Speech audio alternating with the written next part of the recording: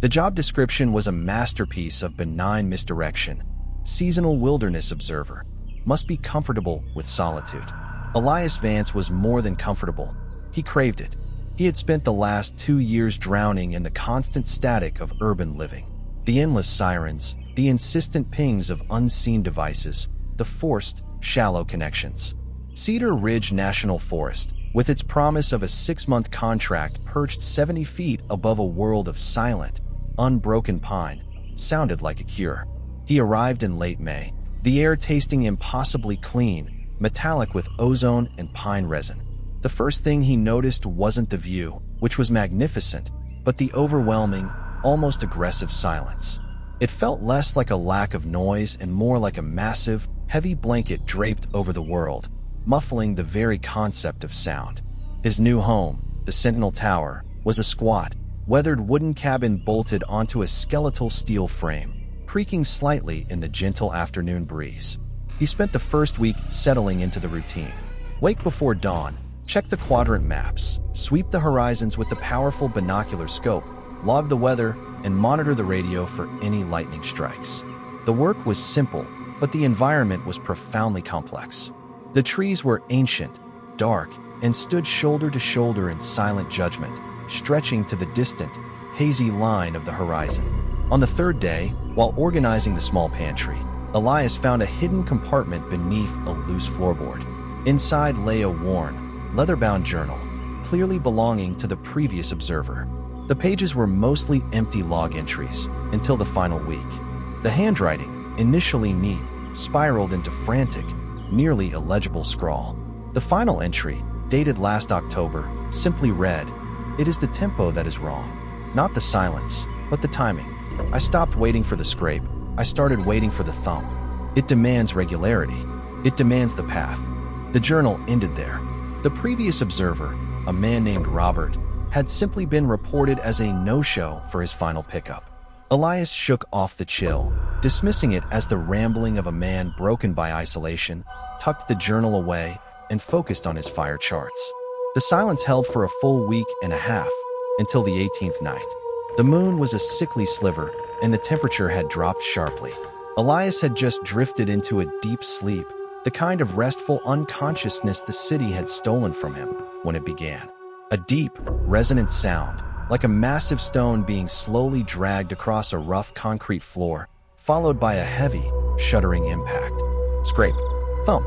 It was distant, miles away, perhaps from the canyon system that lay in the western quadrant, but the sheer size of the sound was unsettling. It wasn't organic. It was mechanical, deliberate, and impossibly heavy. He sat up, heart pounding, listening for the next one. Minutes passed.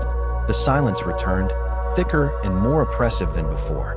Elias checked the clock, 1:17 a.m. He reasoned it was a natural occurrence, a rock slide, a decaying service structure finally giving way in the canyon wind. He tried to sleep, but the sense of having heard something fundamentally wrong kept him rigid. The next night, he was ready.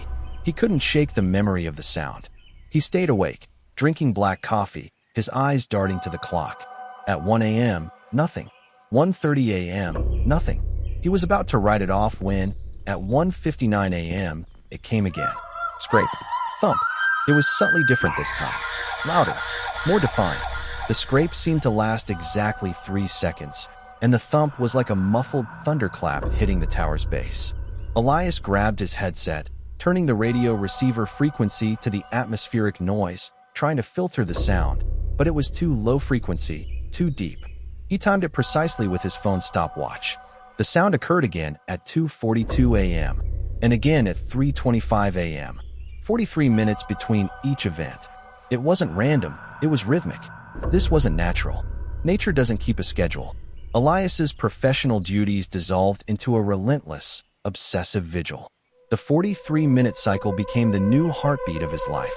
He began logging the events in a clean notebook, tracking the time, the air pressure, and the perceived direction. He named it the grind.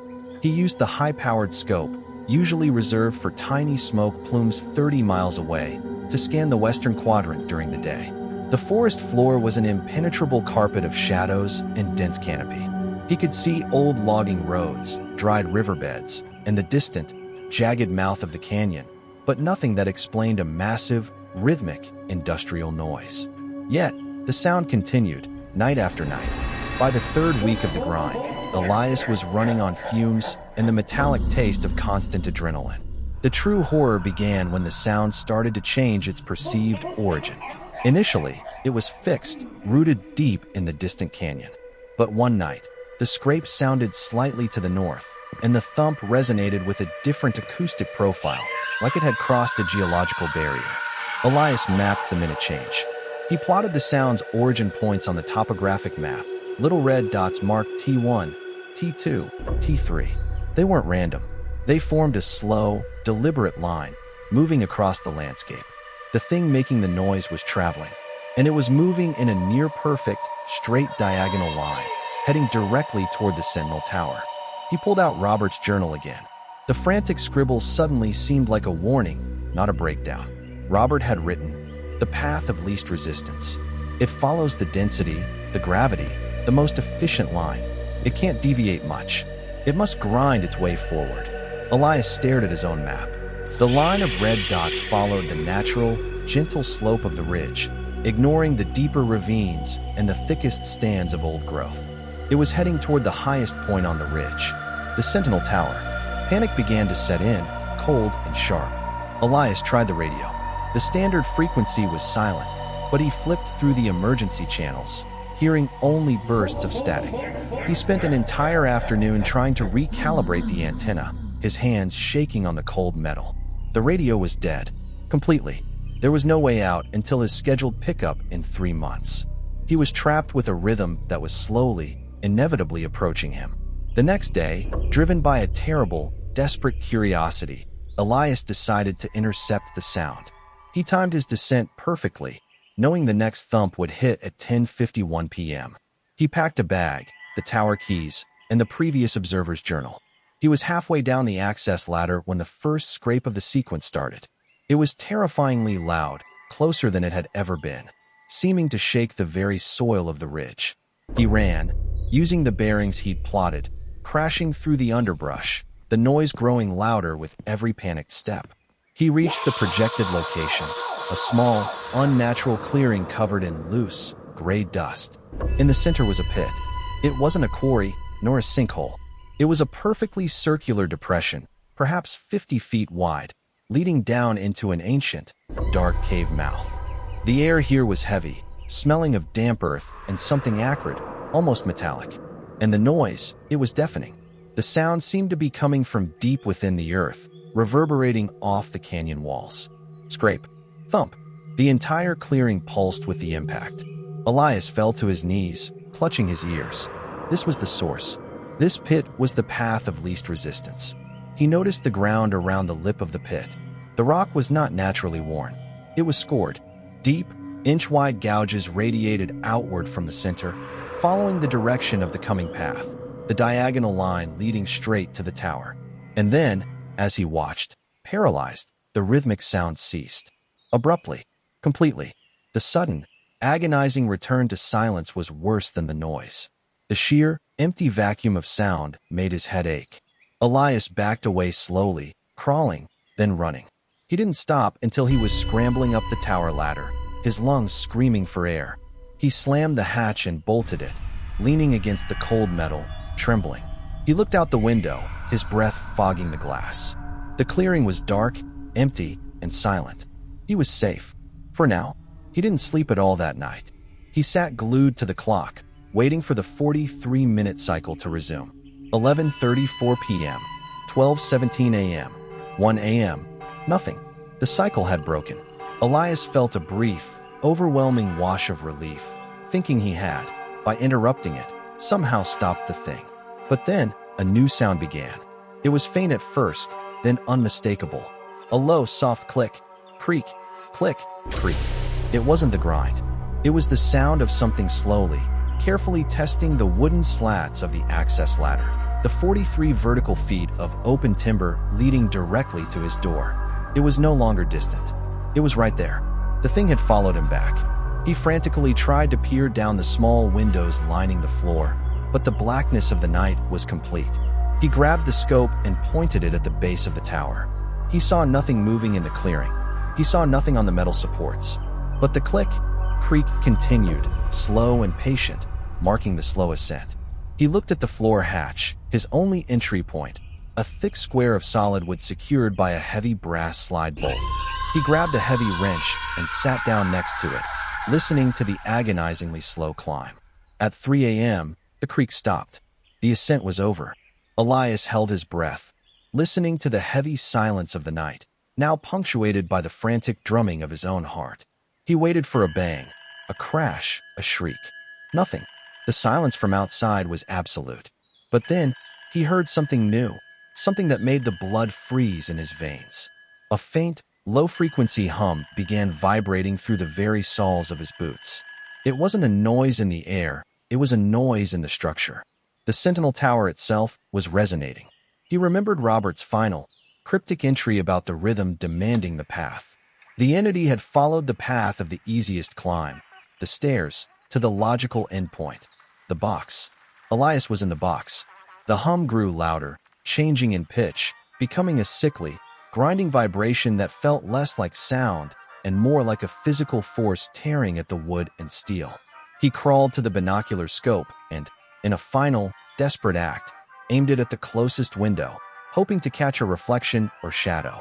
The beam of his flashlight cut through the glass and illuminated a small, horrifying detail he had missed when running up the stairs hours earlier. On the wooden railing outside his window, barely noticeable against the dark wood, was a smear of gray, greasy dust, the same powder he had seen coating the ground around the cave pit. It was as high as the deck. The thing was already there. It was waiting on the narrow wooden deck surrounding the cabin. He began shoving every piece of furniture, the rickety table, the desk, the narrow bed frame, against the heavy wooden door, piling them into a crude barricade. As he worked, the grinding hum suddenly stopped, replaced by a terrible, slow, tearing sound coming from the floor hatch. The brass slide bolt was straining against the pressure. Re-up. A sliver of wood cracked off, falling with a whisper. Elias picked up the wrench, backing away until his spine hit the far wall. The previous observer's journal lay open on the desk. He caught the final words in the flickering light. If it gets to the box, the rhythm breaks. It doesn't need the 43 minutes anymore. It is impatient now. It must enter. The wrench felt like a feather. He stared at the floor hatch. The grinding was back, but now it was a horrible, splintering, tearing sound. The noise of massive, incomprehensible force meeting frail, human-built structure. Crack. The brass bolt snapped with a violent, final sound. The barricaded door shuddered. He watched the hatch.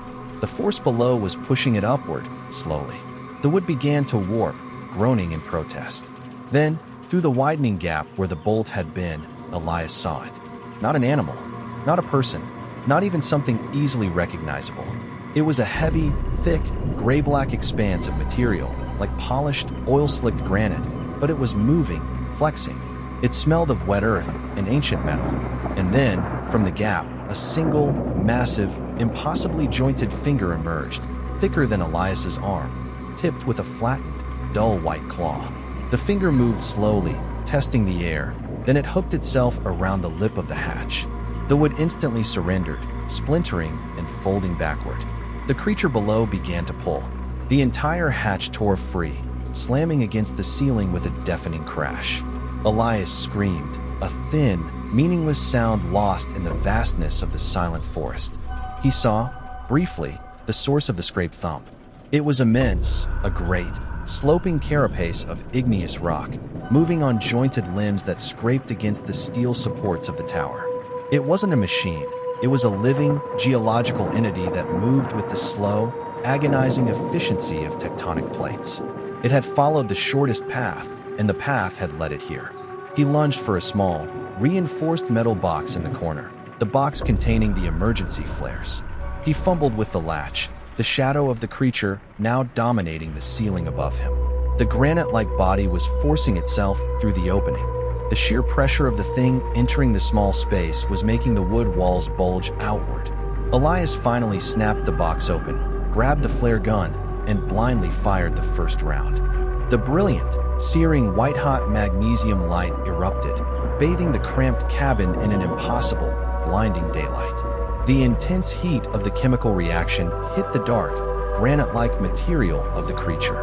The entity recoiled instantly, not from pain, but as if the sudden, intense light and heat violated some deep, primary mechanism.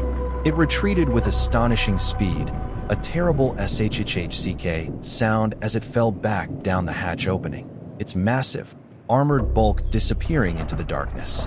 Elias heard the massive, fast thump as it hit the ground. The sound of its frantic, heavy retreat faded quickly back into the silence of the trees. He waited, the silence stretching taut, the flare sputtering and dying in his hand. When the authorities finally airlifted a maintenance crew to the Sentinel Tower a week later, responding to a completely unrelated emergency beacon, they found the cabin completely intact, save for the shattered floor hatch. The windows were secured, painstakingly boarded up from the inside with every piece of loose lumber Elias could find, secured by hundreds of nails pulled from the walls and floors. The fire observer was gone, leaving only his gear, his half-eaten rations, and the previous observer's journal.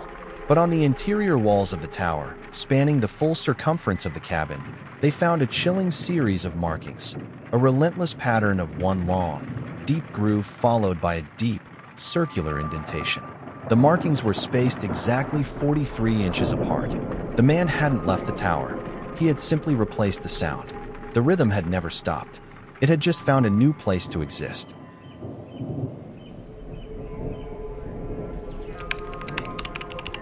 The house wasn't just old, it was fundamentally wrong. Built in 1898 on a sprawling, neglected property in rural upstate New York, it was known as the Lighthouse Estate. Not because it overlooked the sea, but because its top-floor master suite was a bizarre, hexagonal glass enclosure designed to catch every sliver of natural light. 25-year-old Chloe inherited it from a distant great-aunt she had never met, along with a mandate. Live in it for a year, and the property was hers, free and clear. It was a tempting proposition for a struggling freelance graphic designer, and the sheer emptiness of the mansion offered the space she desperately needed to focus. She arrived in late October, the air already sharp with the promise of winter, and the house standing like a jagged, black tooth against the bruised evening sky. The wrongness was immediate. It wasn't the dust or the cobwebs. It was the texture of the silence. The house didn't absorb sound. It seemed to eat it. Talking felt like shouting into a pillow. Walking generated no echo. She spent the first 3 days fighting a crushing sense of auditory deprivation. On the fourth day, she found the first anomaly. In the grand, mahogany-paneled library, where thousands of books sat untouched, the air was markedly warmer, almost humid. And every single clock in the room, from the mantel clock to the wristwatches left on the desk, was stopped at the exact same time, 3:07 p.m.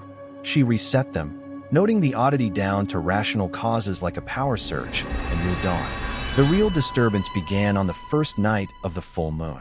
Chloe was in the kitchen, making tea, when she heard a faint, high-pitched whirring coming from the second floor. It was a mechanical sound, like an old sewing machine running without thread, continuous and low.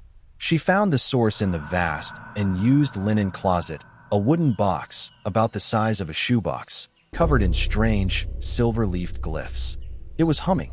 She cautiously opened it. Inside, there was no machinery, only a handful of desiccated, black-and-white photographs of the house's original owners, a family named Viridian, looking stern and uniformly unhappy. She closed the box, and the whirring instantly stopped. She felt a profound sense of intrusion, as if she had peeked into a process that was not meant for human eyes. The next day, Chloe discovered the chamber of the still. It was the lighthouse suite at the top of the house.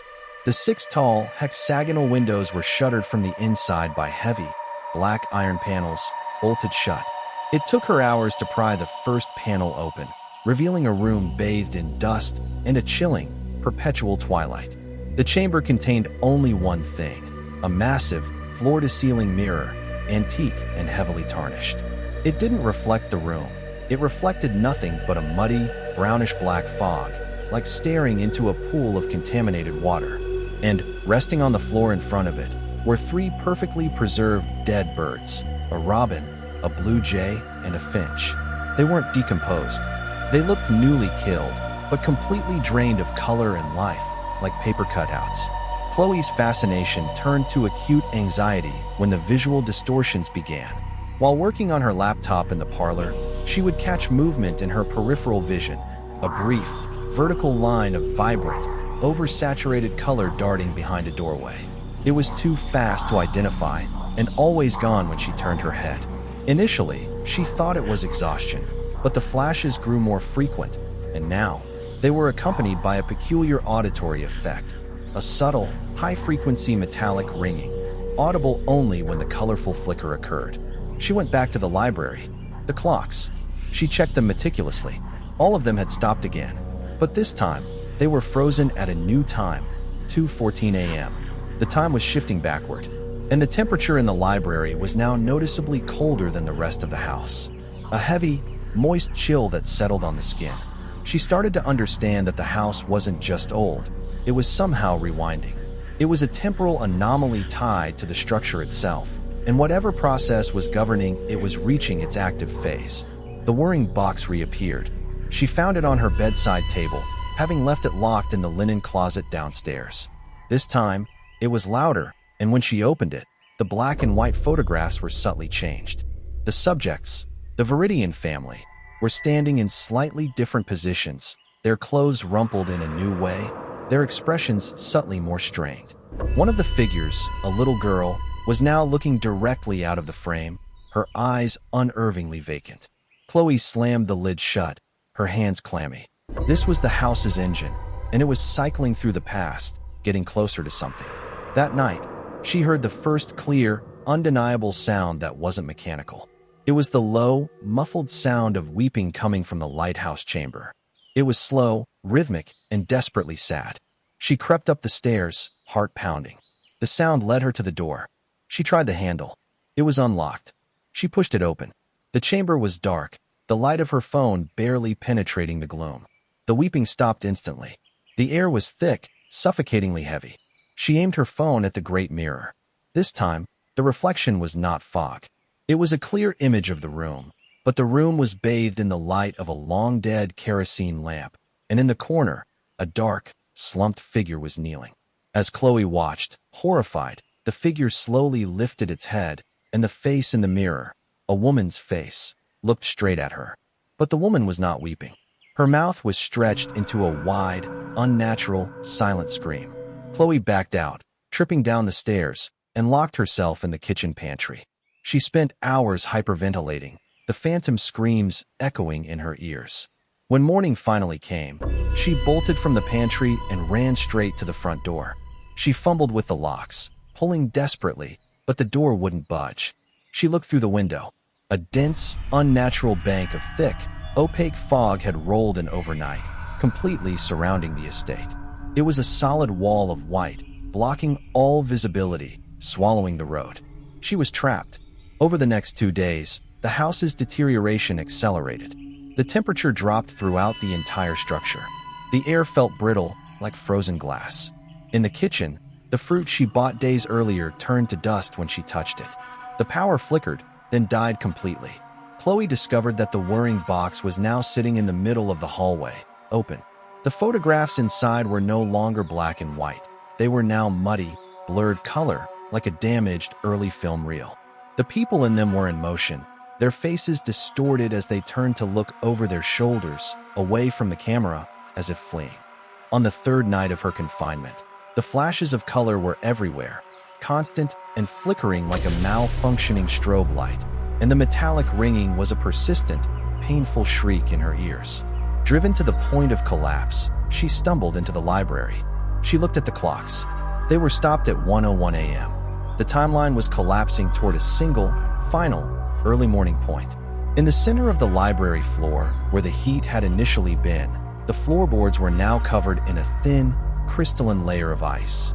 As she looked down, she saw it. Embedded in the ice, perfectly preserved, were the 3 dead birds from the lighthouse suite: the robin, the blue jay, and the finch. They had been transported down the house's timeline. The house was not merely playing back its history, it was reintegrating its past into the present.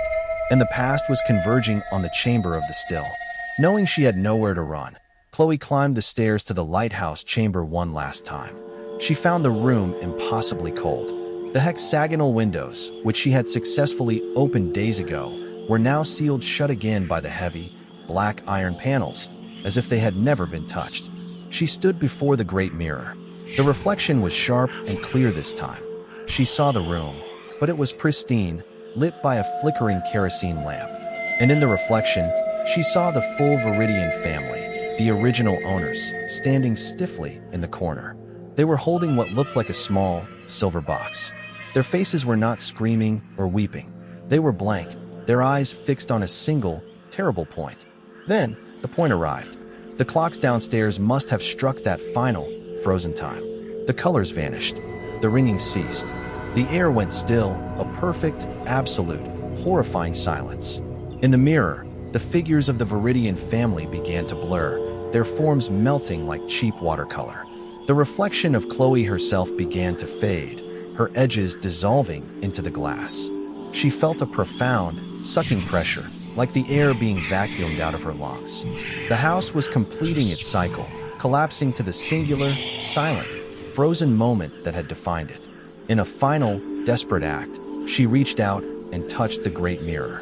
Her fingers pressed against the cold glass, and as they did, her reflection fully vanished. The next morning, the opaque fog had lifted. The lighthouse estate stood, silent and stark, under the bright sun. Days later, when a concerned neighbor finally broke down the front door, they found the interior immaculate, the dust settled, the air still. Every clock in the library was stopped at 3:07 p.m. The house felt normal, merely old and neglected. The lighthouse chamber, however, was sealed by those heavy, bolted iron panels. After forcing them open, the investigators found the room empty, save for the massive, tarnished mirror. And standing right in front of the mirror, in perfect condition, was a single, young woman's silver locket that did not belong to the original owners. Inside the locket, they found a small, desiccated, black and white photograph of a young woman with a wide, unnatural, silent scream on her face. The lighthouse estate was never just rewinding time. It was demanding a final, permanent fixture for its collection, and the newest occupant had provided it.